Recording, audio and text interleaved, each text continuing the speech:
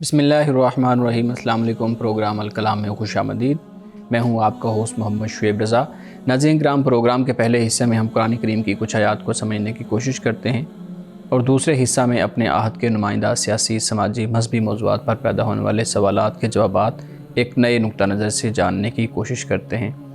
حسب سابق ہمارے ساتھ شریک گفتگو ہیں جناب امانت رسول صاحب۔ صاحب بہت شکریہ آپ کے وقت کا۔ میری معاملت کے لیے موجود ہے میڈم نورین صاحبہ۔ تھینک یو سو مچ میم۔ ناظرین کرام، آپ کے اسکرین پہ ہمارا واٹس ایپ نمبر آ رہا ہوگا، آپ اپنے سوالات اس واٹس ایپ نمبر پر بھیج سکتے ہیں۔ ہم انشاءاللہ آپ کے سوالات کو ضرور ایڈریس کریں گے۔ ہمارے سب سورۃ الاعراف کا مطالعہ ہم کر رہے تھے۔ ہمارے ناظرین کے لیے بتائیے گا کہ سورۃ الاعراف کی کون سی آیت سے آج آپ اپنی گفتگو کا آغاز کریں گے؟ بسم اللہ الرحمن الرحیم۔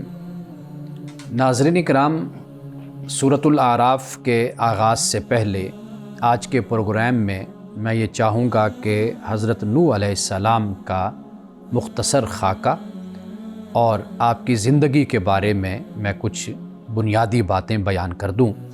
اگرچہ آج کی ہماری گفتگو مختصر ہوگی، اور جب ہم ان صورتوں تک پہنچیں گے جہاں پہ حضرت نوح علیہ السلام کے واقعے کو تفصیل سے بیان کیا گیا ہے، تو وہاں پہ ہم پھر تفصیل کے ساتھ گفتگو کریں گے۔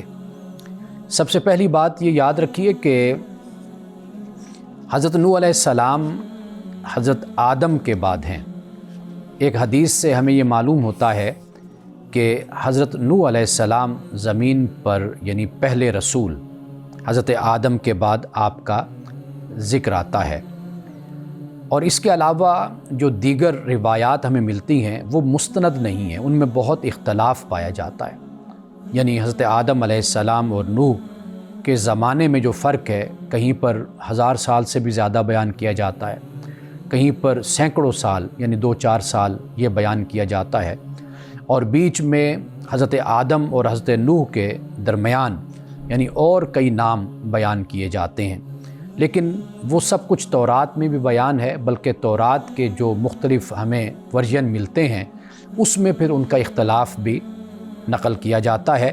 لیکن بات صرف اتنی ہے کہ حضرت نوح علیہ السلام کے بارے میں ہمیں یہ معلوم ہوتا ہے ایک حدیث کے مطابق کہ آدم کے بعد آپ ہیں زمین پر۔ اور پھر یہ ہے کہ حضرت نوح علیہ السلام کا ذکر قرآن مجید میں جس طریقے سے اور جس ترتیب سے آیا ہے، اس ترتیب سے بھی یہ معلوم ہوتا ہے کہ حضرت آدم کے بعد نوح ہیں۔ اب مثال کے طور پر آپ دیکھیے کہ سورۃ الاعراف میں حضرت آدم علیہ السلام کا ذکر بڑی تفصیل کے ساتھ ہوتا ہے۔ اب اس کے بعد جب پیغمبر کا ذکر شروع ہوتا ہے تو سب سے پہلے حضرت نوح علیہ السلام کا ذکر ہے۔ یعنی نہ تو حضرت ادریس کا ذکر ہو رہا ہے، نہ ہی حضرت شیس کا ذکر ہو رہا ہے، بلکہ حضرت نوح علیہ السلام کا ذکر آدم کے بعد بیان ہو رہا ہے۔ حضرت نوح علیہ السلام یعنی آپ جس خطے میں آپ آئے، دریائے دجلہ و فرات کے یعنی اس کے درمیان جو علاقہ ہے، یہ انسانی تمدن کا قدیم گہوارہ یعنی قدیم مرکز ہے، اور یہاں سے بت پرستی کا آغاز بھی ہوا۔ اور آپ اندازہ کیجئے کہ طوفان نوح نے تمام نقوش مٹا کر رکھ دیے تھے، لیکن اس کے باوجود یہ جو بتوں کی پرستش ہے یہ پھر بھی قائم رہی۔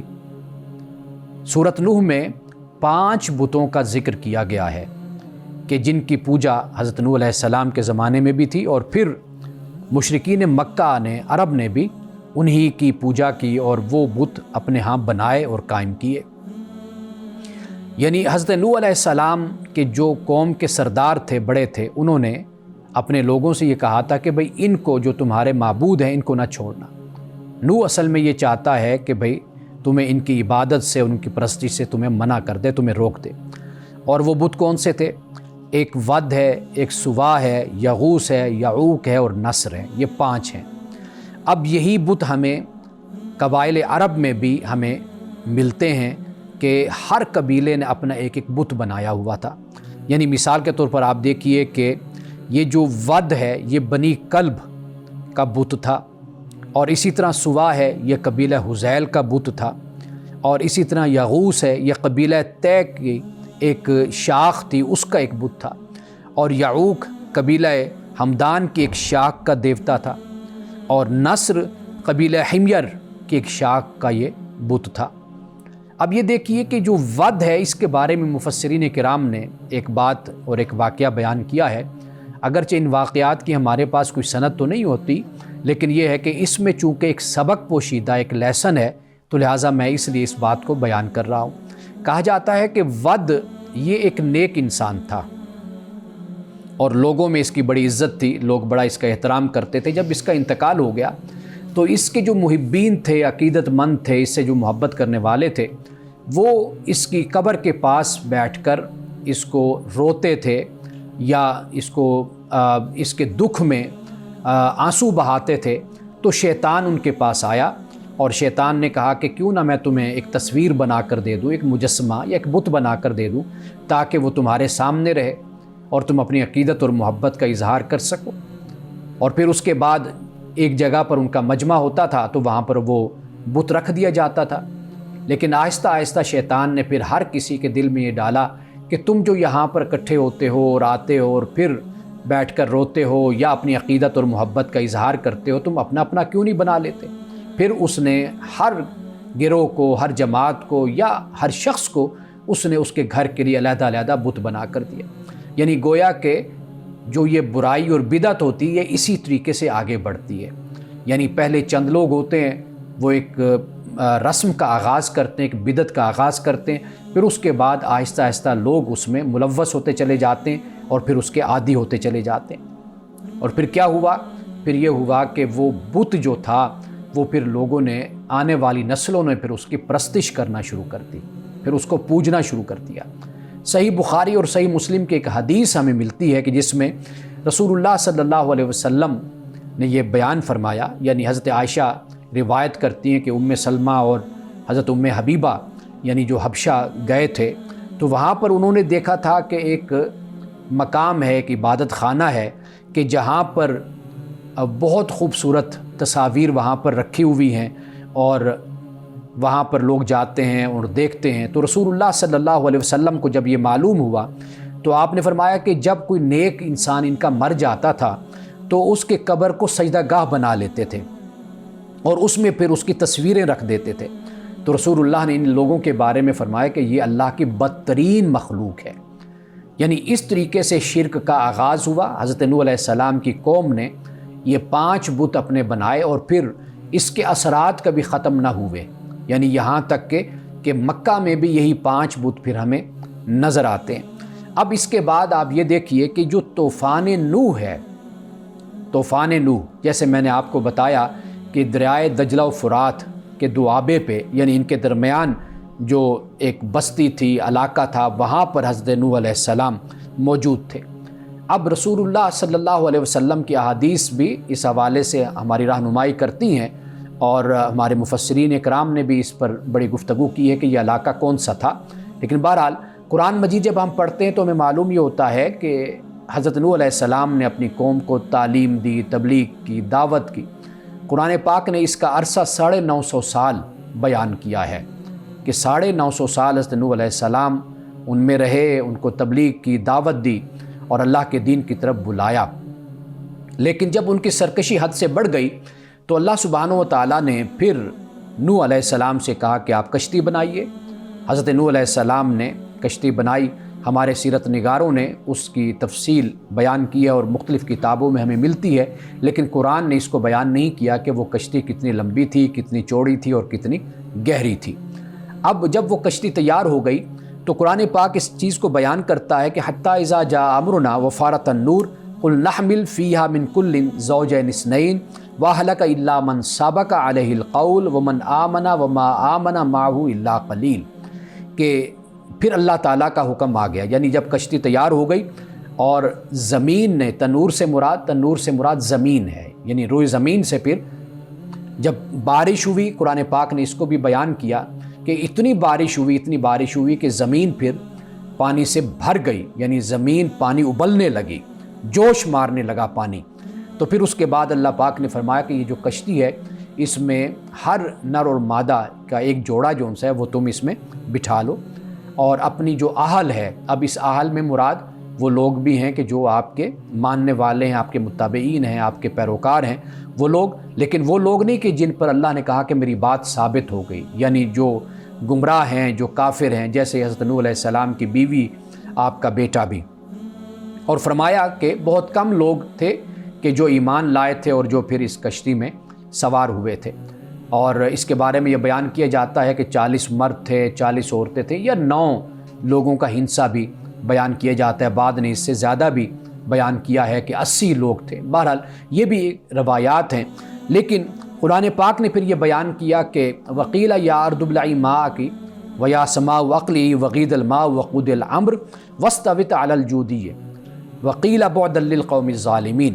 قرآن مجید پھر یہ کہتا ہے کہ پھر اللہ پاک نے زمین سے کہا کہ بس اپنے پانی کو اب تو پی جا، اور آسمان سے کہا کہ بس اب پانی برسانا روک دے، اور پھر اس کے بعد اللہ کا فیصلہ ہو گیا، اور یہ جو کشتی تھی یہ جودی پہاڑ کے پاس جا کر رک گئی۔ اب یہ جو جودی جو مقام ہے، یہ جو عراق کا اس وقت موصل شہر ہے، اور یہ موصل شہر کہ جو ایک مقام ہے کہ جسے نینوا کہا جاتا ہے، یہ صوبہ ہے عراق کا، یہ اس کا دارالحکومت اس وقت ہے، یعنی جسے موصل کہا جاتا ہے۔ تو یہ پہاڑی وہاں پر موجود ہے، اور یہ ایک بستی ہے، یعنی بستی کا نام بھی یہی تھا، اور پھر وہاں پر جو پہاڑی تھی، پہاڑی سلسلہ تھا، تو اس کو بھی اسی نام سے ہی منسوب کیا گیا۔ تو یہاں پر حضرت نوح علیہ السلام کی پھر آ کر کشتی رک گئی، اور جو لوگ بچ گئے تھے اور باقی جتنے بھی نافرمان تھے، منکر تھے، وہ تباہ و برباد ہو گئے، ہلاک ہو گئے۔ پھر نئی زندگی کا آغاز، یعنی انسانیت کا پھر یہاں سے آغاز ہوتا ہے۔ ناظرین کرام، یہاں وقت ہوا چاہتا ہے ایک بریک کا، ہمارے ساتھ رہیے گا۔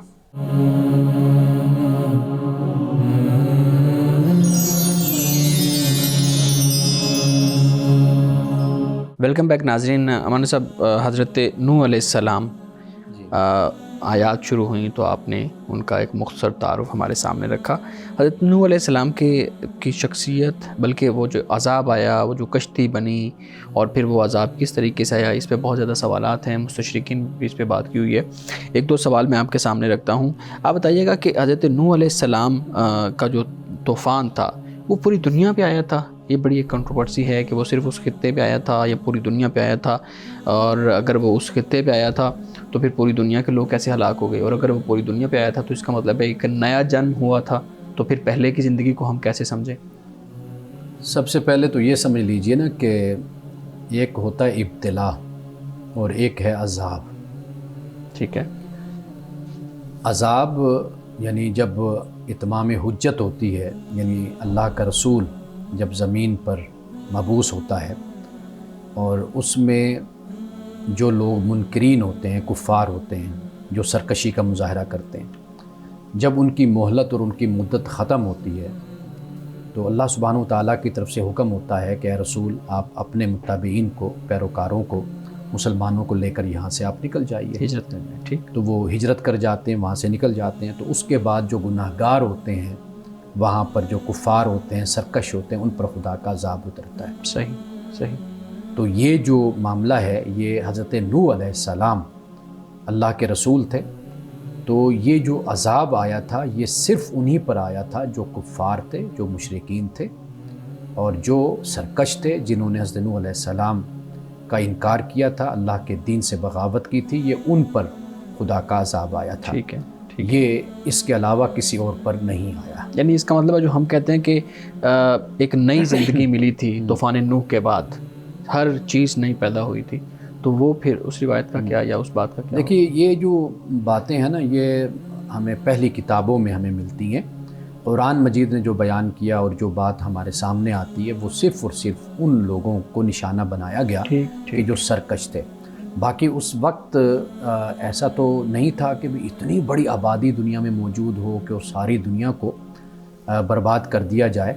اب جو صورتحال وہاں پر تھی، یعنی حضرت آدم کے بعد نوح علیہ السلام تھے، وہ کتنی بڑی آبادی دنیا میں ہوگی اور کتنی لوگ دنیا میں رہتے ہوں گے۔ تو یہ جو خاص خطہ اور ٹکڑا کہ جہاں پر یہ صورتحال بنی، ممکن ہے کہ اس وقت انسان فقط یہاں پر ہی رہتے ہوں، اس سے باہر نہ ہوں، لیکن عذاب جو آیا تھا وہ فقط انہی नाफरमानों पर और सरकशों पर आया था। जी बिल्कुल ठीक है। अच्छा ये बताइएगा कि नूह अलैहिस्सलाम की जो कौम है वो बुत परस्ती में या शिर्क के अंदर मुब्तला नेक लोगों की वजह से हुई थी, यानी नेक लोगों की कुलूब की वजह से कहा यह जाता है कि नूह अलैहिस्सलाम की कौम इस तरफ गई थी? इब्तदा से ही हज़रत नूह अलैहिस्सलाम की कौम में ये बुत परस्ती ये आ गई थी। ठीक। उसकी बहुत सी वजूहात और बहुत से असबाब हो सकते हैं, लेकिन आप ये देखिए कि इंसानियत का आगाज़ तौहीद से हुआ है। यानी हज़रत आदम अलैहिस्सलाम ने तौहीद ही की तालीम दी, अल्लाह वाहिद की। तो बाद में फिर कौमें इन्हिराफ भी इख्तियार करती हैं और उनके यहाँ जो मुख्तलिफ़ अकायद और नज़रियात पैदा होते हैं उसके साथ फिर जुड़ते चले जाते हैं। फिर नस्ल दर नस्ल वो जो गुमराही है, वो जो बिदअत है, वो मज़ीद पुख्ता होती चली जाती है। तो हज़रत नूह अलैहिस्सलाम की कौम भी इसी तरीके से इसमें मुब्तला हुई थी। और जैसे मैंने बयान किया कि वद के बारे में हमारे मुफस्सिरीन ने भी इस बात को बयान किया है, और ये चीज़ हम देख भी सकते हैं। यानी कि आप ये देखें कि शख्सियात के साथ जो इंसान की एक वालिहाना अक़ीदत होती है, वालिहाना मोहब्बत होती है, उससे बहुत सी बिदात फिर पैदा होना शुरू हो जाती हैं। अगर इंसान अपने आप को खुदा की वही तक, खुदा के दीन तक महदूद रखे तो उससे इंसान बहुत सी खराफात और बिदात से बच जाता है। अगर इनकी अक़ीदत और मोहब्बत जो है खुदा और उसके रसूल की तालीम पर गालिब आ जाए ना, तो फिर उससे बड़े मसाइल। आप देखिए ख़ुद पैगम्बरों के साथ भी हज़रत मसीह अलैहिस्सलाम के बारे में कुरान पाक ने इसी बात को बयान किया है कि भाई उनको अल्लाह का बेटा बना लिया। अल्लाह ने कहा, फरमाया ला तग़लू फ़ी दीनिकुम वला तक़ूलू अलल्लाहि इल्लल हक़, खुदा पर वो बात करो जो हक़ है और गुलूव ना करो दीन में। तो ये चीज़ें फिर कौमों में पैदा होती चली जाती हैं, लेकिन इससे बचने का वाहिद रास्ता यही होता है कि जो असल चीज़ है, जिसे कुरान पाक ने बयान किया कि भाई वो जो कड़ा है ना उसको तुम मजबूती से थामे रखो। ये कड़ा वो है जो टूटने वाला नहीं है, वो है अल्लाह का कलाम कुरान है वो। इस हवाले से अभी आपने वद का जिक्र किया कि ऐसा शख्स था कि जिसकी पर्सनैलिटी से वहाँ के लोग बड़े मुतासिर थे, नेक इंसान था, अखलाक की नेक पारसा, बिल्कुल।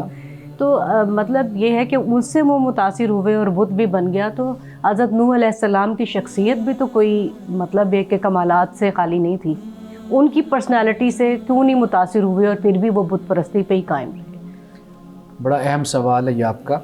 हज़रत नूह अलैहिस्सलाम की जो शख्सियत थी और जो आपकी तालीमात थी ना, वो इसलिए उन पर असरअंदाज नहीं हो रही थी कि उनके लिए ये जो बुत थे ये उनके सामने उनका वजूद था जी। और फिर इन बुतों के साथ बहुत से लोग थे कि जो उनको तालीम देते थे, तकरीर करते थे, खिताब करते थे। वो उनके पुजारी थे, उनकी परस्तिश करने वाले थे, वो उनके पेशवा थे, वो उनके साथ जुड़े हुए थे। फिर ये है कि जैसे एक चीज़ पैदा होती है उसके साथ बहुत से माशी मफादात भी होते हैं, सियासी मफादात भी होते हैं। वो उस बुनियाद पर फिर लोगों की जो तवज्जो है वो असल तालीम और हुक्म की तरफ नहीं होती। यानी वो फिर उन चीज़ों से जुड़ना शुरू हो जाते हैं कि जिन चीज़ों में इंसान उनका माली फ़ायदा होता है, या अपनी तस्कीन पाता है नफसियाती हवाले से, या उसको अपने माली मफादात और दुनियावी तौर पर जो वो देखता है। इसलिए कि आप देखिए ना कि एक तरफ वो लोग होते हैं जो पेशवा कहलाते हैं, मजहबी पेशवा हों, रूहानी पेशवा हों। दूसरी तरफ वो लोग होते हैं जो उनको खुदा के दीन की तरफ दावत देते हैं, उनको बुलाते हैं। अब वो जो मजहबी पेशवा होते हैं या वो जो तबका होता है वो उनको उसी रिवायत में कि भाई आपके बड़े, आपके आबा अजदाद वो इसी के साथ जुड़े हुए थे, यही हक़ है, यही सच है, और फिर उसमें रसूम और बिदात और फिर उसमें बहुत कुछ रिवायात शामिल हो जाती हैं। तो फिर लोग असल में उसमें तक़द्दुस और जो एहतराम होता है वो उसमें उसको ढूंढ रहे होते हैं, वो उसमें उनको नज़र आता है। जब एक अल्लाह का पैगम्बर आता है वो तो कहता है भाई ये सब कुछ नाजायज़ है, हराम है, ये बुत परस्ती है, ये कुफ्र है। तो वो गोया के लोगों के जो अकायद होते हैं मुरव्वज, वो उनको चोट लगती है और उस पर हमला होता है। तो लिहाजा वो फिर उस पर रद्द अमल में फिर वो उस पैगाम की तरफ नहीं आते। सही सही। नाज़रीन किराम, यहाँ वक्त हुआ जाता है एक ब्रेक का, हमारे साथ रहिएगा।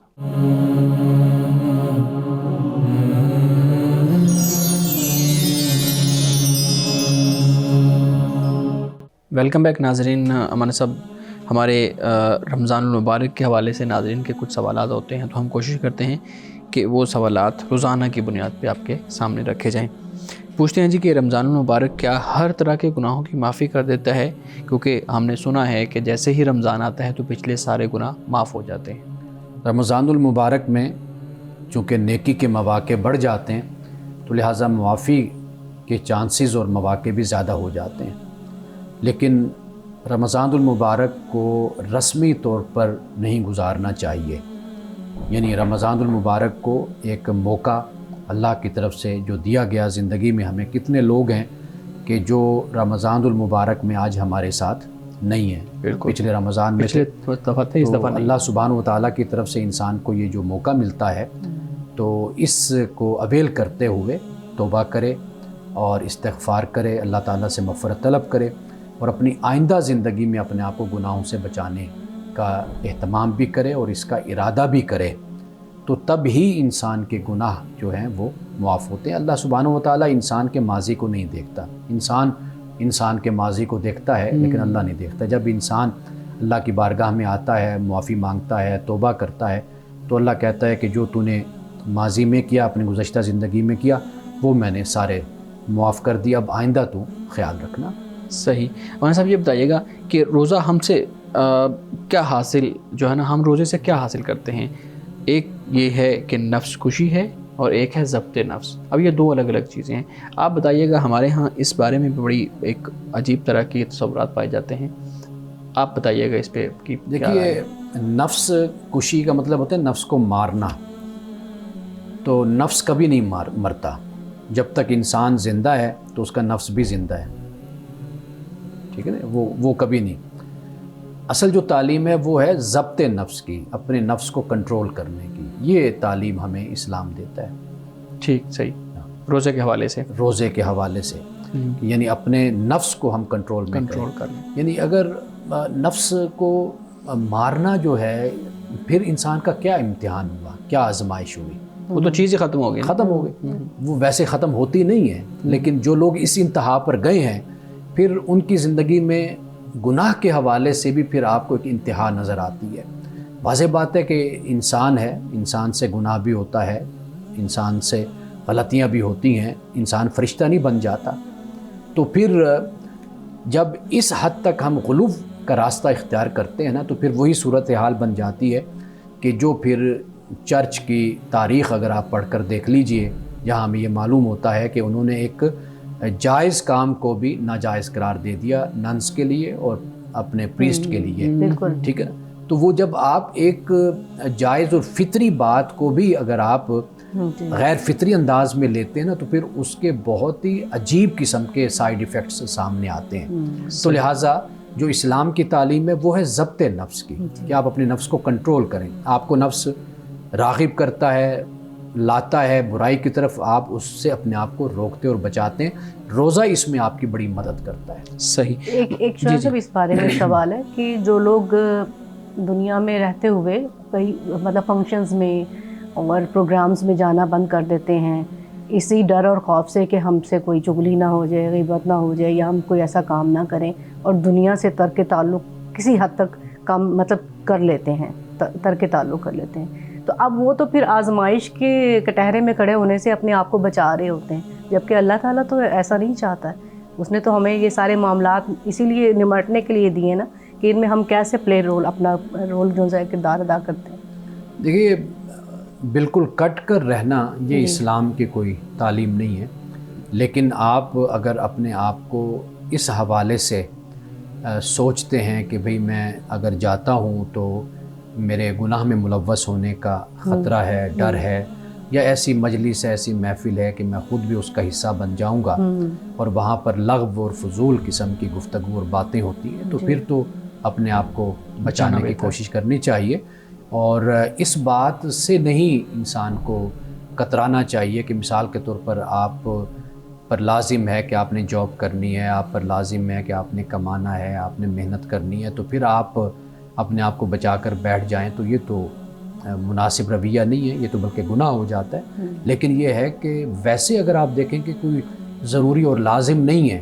کہ آپ کا جانا اور وہاں جا کر شریک ہونا، تو پھر آپ اپنے آپ کو بچاتے ہیں تو وہ ٹھیک ہے، آپ اپنے آپ کو بچائیں، ٹھیک ہے، اور گناہ میں ملوث ہونے سے جتنا بھی ممکن ہو سکے تو انسان کو بچنا چاہیے۔ صحیح۔ اور صاحب یہ بتائیے گا کہ ہمارے ہاں افطار جو ڈنر ہے اس کا افطار پارٹی کا بہت زیادہ انتظام کیا جاتا ہے، تو ایسا اگر کوئی غیر مسلم دوست جو آپ کو افطاری پہ انوائٹ کرتا ہے تو اس کے ہاں جانا، اس کے ہاں کھانا کھانا، روزہ افطار کرنا، اس کے بارے میں آپ کی کیا رائے ہے؟ غیر مسلم ہو یا مسلمان ہو، کوئی بھی ہو، اصل جو ہے وہ کھانا کیا ہے اس پہ ڈیپینڈ کرتا ہے نا۔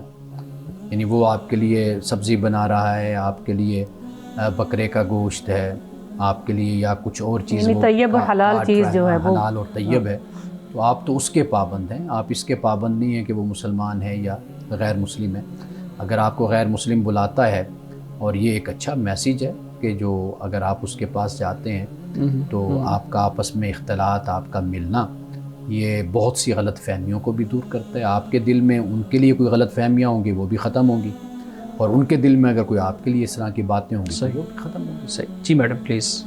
جی ملازمین کے حوالے سے ہے، میری اپنی ملازمہ مجھ سے سوال کر رہی تھی کہ باجی میں جگہ جگہ کام کرتی ہوں، گھروں میں ایک سے زیادہ جگہوں پہ جاتی ہوں، تو میں اس حالت میں روزہ جو ہے وہ برقرار رکھنا میرے لیے مشکل ہوتا ہے، تو ایسے لوگوں کے لیے آپ کیا مشورہ دیتے ہیں؟ اس کے لیے یہی ہے کہ جب انسان کی جو تکلیف ہے اگر اس کی وسعت اور اس کی ہمت سے بڑھ جاتی ہے تو واضح بات ہے کہ اس کو پھر وہاں پر اس کا اختیار حاصل ہے، رخصت حاصل ہے اس کو کہ وہ بعد میں اپنے روزوں کی گنتی کو پورا کر لے۔ صحیح، لیکن رمضان ایسی خواتین کے جو کام کرنے والی ہیں، اب ان کے لیے بڑا مسئلہ ہوتا ہے کہ ان کا گھر انہی پر ہی منحصر ہوتا ہے، جی گھر کے معاشی معاملات جو ہیں وہ اپنے گھر کی کفیل ہوتی ہیں، اپنے گھر کو چلاتی ہیں، تو ان کے لیے پھر یہی حکم ہے کہ بھئی اگر واقعی وہ روزہ نہیں رکھ سکتی، ان کے لیے رکھنا مشکل ہے، تو وہ پھر بعد میں جب اچھا موسم آتا ہے جیسے دسمبر کا، جنوری کا، تو اس موسم میں پھر اپنے روزوں کی تعداد کو پورا کریں۔ لیکن مطلب یہ کہ یہ ایسی رخصت نہیں ہے کہ وہ کوئی فدیہ وغیرہ دیں، اور ایسا مسئلہ نہیں ہے۔ اب تو رمضان بھی کافی بہتر اس میں موسم ہے نا، آج کل تو بہت اچھے جی حالات ہیں، اور آگے آنے والے سالوں میں میرے خیال میں مزید بہتری آ جائے گی۔ اچھا، اس حوالے سے ایک اور چیز بھی بڑی پریکٹس دیکھنے میں آئی ہے کہ مسلمان رمضان میں بہت زیادہ راشن وغیرہ بانٹتے ہیں، تو ملازمین کی، کیونکہ وہ ڈیزرو بھی کر رہے ہوتے ہیں، جو مطلب متوسط سے بھی نیچے درجے سے تعلق رکھتے ہیں، تو راشن لینے کے لیے تو یہ لائن میں لگ جاتے ہیں، لیکن راشن دینے والا یہ سوچتا ہے کہ بھی افطار کرمائیں جیسے کہ اس کو ہمیں اجر و ثواب ملے، اور وہ روزے بھی نہیں رکھ رہے ہوتے ہیں، تو دینے والے کو صرف دینا ہے، اور وہ چاہے اس سے روزہ رکھیں نہ رکھیں، اس راشن کو کس طرح استعمال کرتے ہیں۔ اچھا، ایک بات جو بڑی اہم ہے وہ آپ سمجھ لیجئے کہ یہ جو ہمارے ہاں خیرات ہے نا، جی، اس کی جو کثرت ہے اسے آپ سخاوت نہ سمجھیں، یعنی یہ جو خیرات کی کثرت ہے یہ سخاوت کی علامت نہیں ہے، اچھا، یہ آپ کے ہاں معاشی ناہمواری جو ہے یہ اصل میں اس کی علامت ہے۔ صحیح، یعنی آپ اگر خوشحال معاشروں میں جائیں کہ جہاں پہ سب کو اچھی تنخواہ ملتی ہے، اچھا معاوضہ ملتا ہے، وہ اچھی زندگی گزارتے ہیں، آپ وہاں پر نہیں دیکھیں گے کہ آپ کو وہاں پر کوئی سڑکوں پر فقیر اور گداگر آپ کو نظر آئیں اور ان میں امیر لوگ جو ان سے ہیں وہ بانٹتے رہیں، پیسے تقسیم کر رہے ہوں یا آٹا تقسیم کر رہے ہوں، تو یہ سخاوت نہیں، یہ تو علامت ہے معاشی ناہمواری کی، اور دن بدن ہمارے معاشرے میں یہ ناہمواری بڑھتی چلی جا رہی ہے۔ اس کو ریاستی سطح پر بھی اس کو روکنے کی کوشش کرنی چاہیے، یعنی ناہمواری کو، اور انفرادی طور پر بھی ہماری کوشش اس ناہمواری کو دور کرنے کی ہونی چاہیے۔ یعنی اس کا طریقہ پھر یہ ہوتا ہے کہ آپ لوگوں کو لائنوں میں لگا کر اپنی کوٹھی کے باہر، اپنے گھر کے باہر جو یہ کچھ نظر آتا ہے ہمیں تقسیم کرتے ہیں، اس کی جگہ بہتر طریقہ یہ ہوتا ہے کہ چند خاندانوں کو آپ روزگار دلوا دیتے ہیں، ان کو کاروبار کروا دیتے ہیں، اور بہت سی این جی اوز، بہت سے ادارے اس طرح کا کام کر رہے ہیں، نیکی کا کام، اور لوگوں کو ان کے پاؤں پہ کھڑا کر رہے ہیں، اسکل سکھا رہے ہیں، اسکل ہے، یا اس کے علاوہ یعنی کوئی چھوٹا سا کاروبار، کوئی کھوکھا یا جیسے ایک پوائنٹ سا ہوتا ہے وہ بنوا کر دے دیتے ہیں، اس میں یعنی آپ ہزاروں نہیں تو یہ کہہ سکتے ہیں کہ لاکھ 2 لاکھ میں بھی کوئی نہ کوئی کام شروع ہو جاتا ہے۔ تو اس پر توجہ دینے کی معاشرے کو ضرورت ہے۔ یہ جو ہمارے ہاں نو دولتیوں نے یہ طریقہ اختیار کیا ہوا ہے نا بدقسمتی سے ہمارے ہاں، اس کے بجائے طریقہ کار یہ ہونا چاہیے کہ آپ ہر رمضان میں اگر آپ کی زکوٰۃ 10 لاکھ نکل رہی ہے، 15 لاکھ نکل رہی ہے، تو آپ 2 4 5 10 خاندانوں کو ایک کاروبار سٹارٹ کروا دیں۔ اس کا فائدہ یہ ہوگا کہ آنے والے سال میں اگر وہ دینے کے قابل نہیں تو کم از کم لینے والے بھی نہیں رہیں گے۔ اس پر ہمارے معاشرے کو توجہ کرنے کی ضرورت بڑی ہے۔ اہم بات ہے، لیکن مشکل بھی ہے نا۔ مطلب یہ ہے کہ راشن بانٹنا بہت آسان کام ہے، آپ اپنے گھر کے اندر ہے یا کسی اپنے کسی کی سپرویژن میں کسی کی ذمہ لگا دیتے ہیں جی بانٹے ان میں، لیکن جو بات آپ کہہ رہے ہیں اس کے نتائج تو بہت ہی پائیدار ہیں اور دیر پا ہیں۔ آج کے دور میں ہمارے پاس سوشل میڈیا ہے اور دوسرے ذرائع ہے، آپ لوگوں کا پتہ کر سکتے ہیں، لوگ آپ سے رابطہ کر لیتے ہیں، اس بنیاد پر آپ چند لوگوں کی اس طرح مستقل مدد کر دیں زبردست، کہ وہ آئندہ بہت اچھا آپ نے مشورہ دیا ہے۔ ناظرین کرام، یہاں وقت ہوا جاتا ہے ایک بریک کا، ہمارے ساتھ رہیے گا۔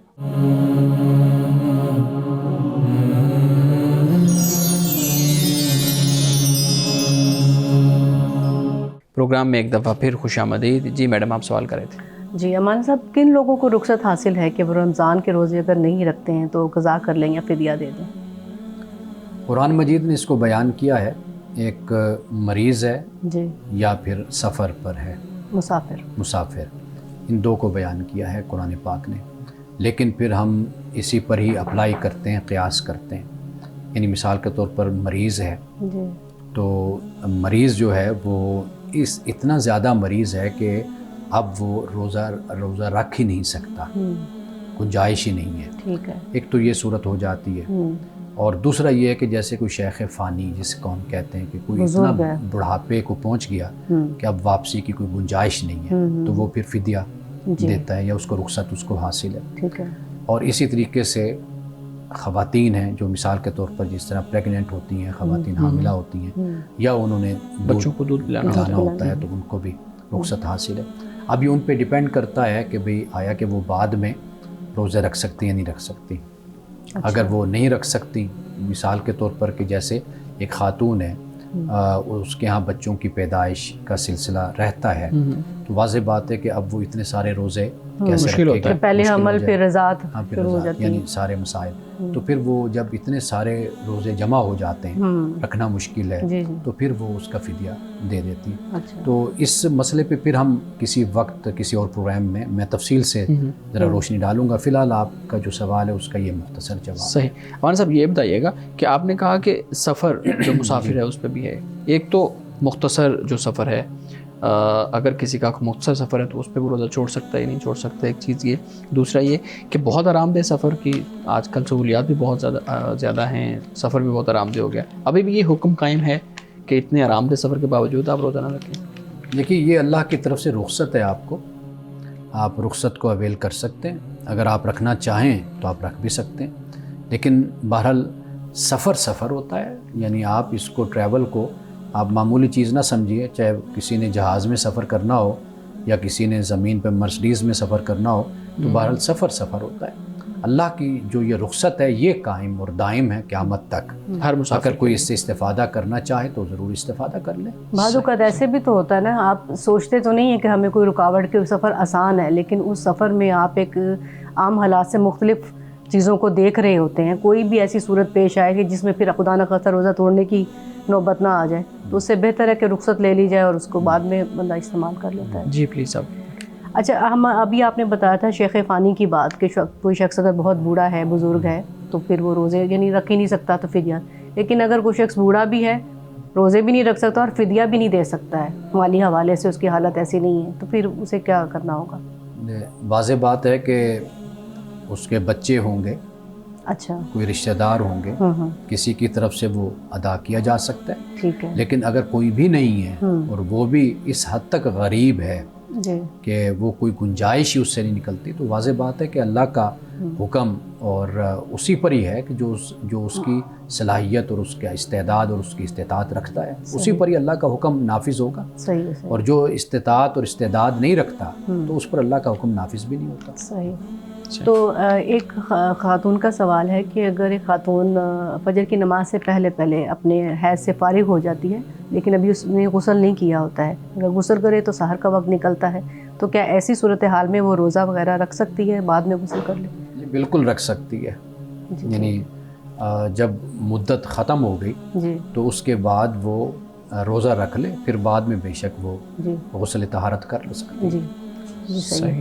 اچھا، خواتین کا جو زیادہ تر ٹائم ہے رمضان میں، روزے بھی رکھے ہوتے ہیں اور وہ سحر اور افطار کی تیاری میں جو حقیقی چیز ہے کہ وہ ان کے اوپر سارے گھر کا بیس چل رہا ہوتا ہے، روزے رکھوانے ہیں، روزے کھلوانے ہیں، تو اب وہ حق تو ان کا بھی بنتا ہے کہ رمضان کی اتنی بابرکت گھڑیاں ہیں تو ان سعادتوں سے مستفید ہونے کے لیے وہ کیا ایسا عمل کریں کہ ساتھ ساتھ کام بھی کرتی جائیں اور پھر ان رمضان کی زیادہ تر برکتیں بھی حاصل کر سکیں۔